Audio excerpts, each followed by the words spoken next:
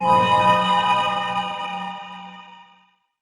el mundo de las comunicaciones humanas siempre existió el riesgo de que los mensajes enviados sean robados o leídos por alguien que no es el destinatario. Por este motivo, se creó la necesidad de hacer que nuestros mensajes solo sean entendidos por las personas a las cuales se les fue enviado.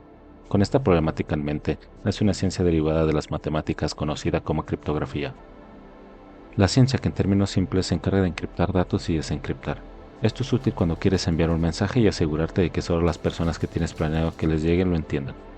Suele usarse desde métodos sencillos como hablar en metáforas o métodos de sustitución de palabras, tales como el cifrado César. Este último siendo un ejemplo de criptografía clásica que usa un principio de sustitución, el cual se basa simplemente en sustituir las letras del mensaje a las que están un n número de lugares adelante en el abecedario. Realmente funciona cualquier número de letras, pero históricamente la persona que le dio el nombre al cifrado la rotaba 3 veces. Por ejemplo, el cifrado de esta palabra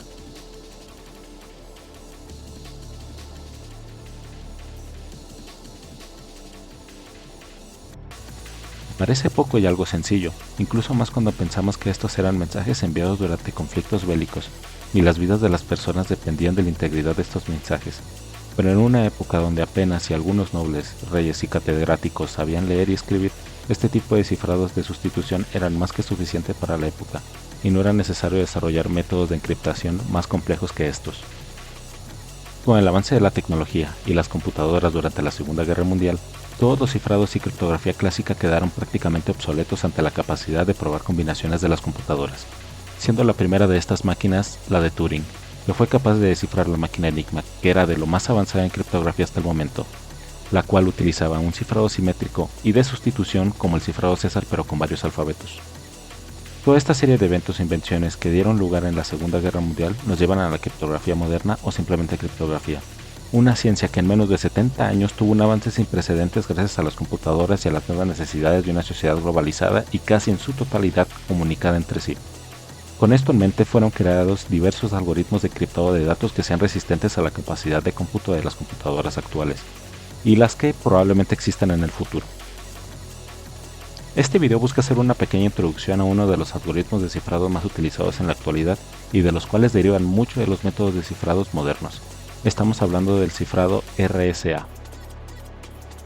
El RSA fue creado en 1979 y el nombre del algoritmo viene de las iniciales de los apellidos de sus creadores. Rivest, un profesor del MIT, el criptógrafo Shamir, y Adleman, especialista en ciencias de la computación y biología molecular. Este sistema criptográfico es del tipo simétrico, que usa una clave pública para cifrar y una clave privada para descifrar, y el punto fuente de este algoritmo es lo que se le conoce como factorización de números enteros. Para entender lo que acabo de decir, es importante explicar algunos conceptos claves.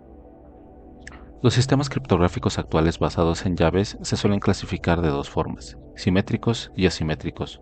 Su principal diferencia es que un simétrico utiliza una llave para cifrar y esta misma llave para descifrar, y el asimétrico utiliza una para cifrar y otra para descifrar. Con esto entendemos que el RSA usa una llave pública que todos pueden utilizar para cifrar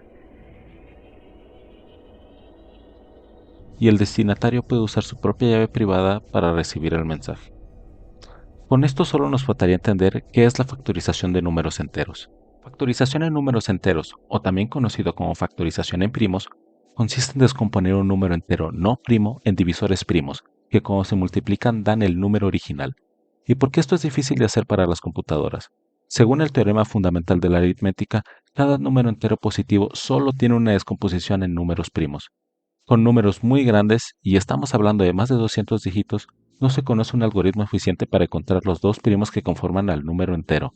Incluso las computadoras actuales pueden tardar más de un año en encontrar estos dos números.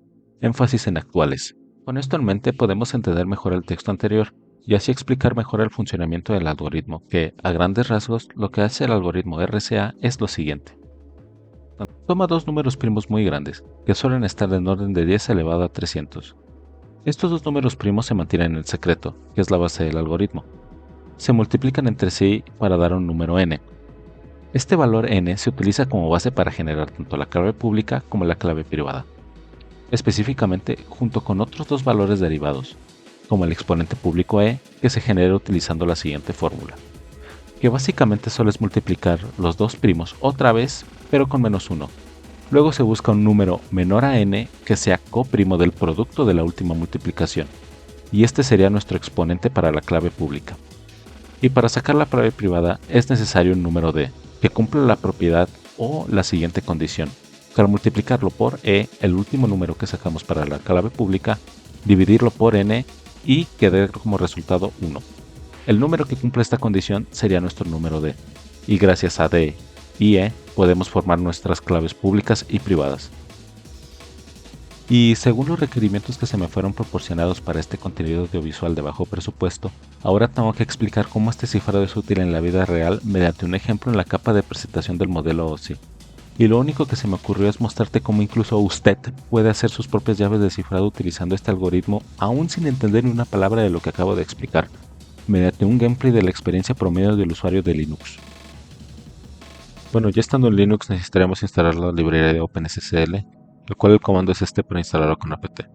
Es algo muy sencillo, simplemente tendríamos que utilizar esta librería y poner el operador de generar llave. Le especificamos el algoritmo, el archivo de salida y también le especificamos el número de bits de longitud que va a tener nuestra llave. Con este comando generamos nuestra llave privada.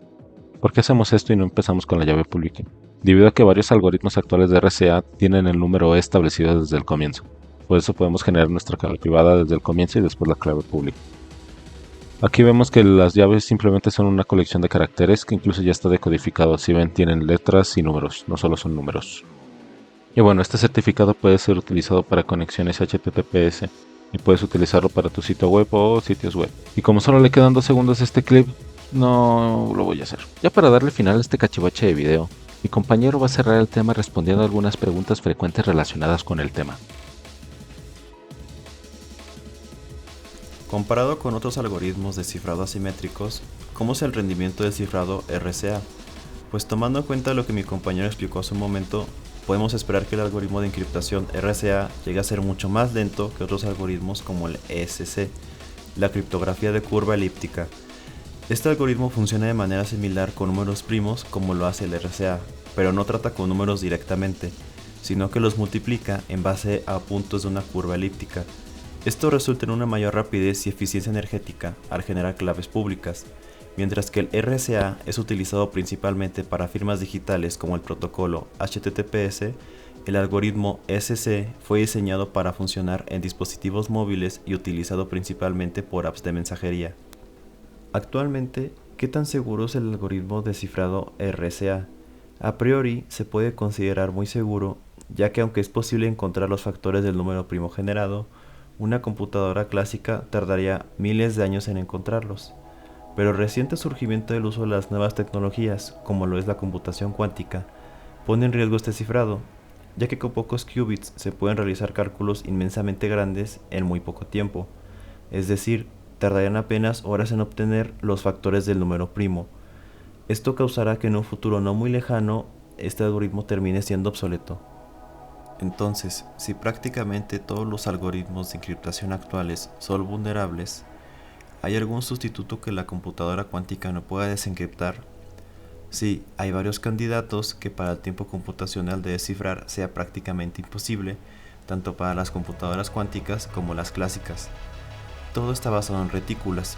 De manera muy breve, una retícula es parecida a un plano cartesiano por tener puntos y coordenadas, solo que estos están generados por la combinación de ciertos vectores base. Se elige un punto en la retícula y se modifica ligeramente para cifrarlo. Lo que funciona aquí como una clave privada es conocer la estructura de la retícula. Al no conocerla, es muy difícil recuperar el punto original. Ahora, si le sumamos más de 2 dimensiones, hay todavía más posibilidades donde se podría encontrar el punto original. En general, la seguridad en la criptografía es encontrar el algoritmo que a cualquier tipo de máquina le cuesta una eternidad desencriptarlo.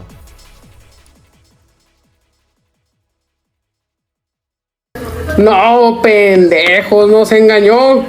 A huevo que sí. Siempre voy a ser joto.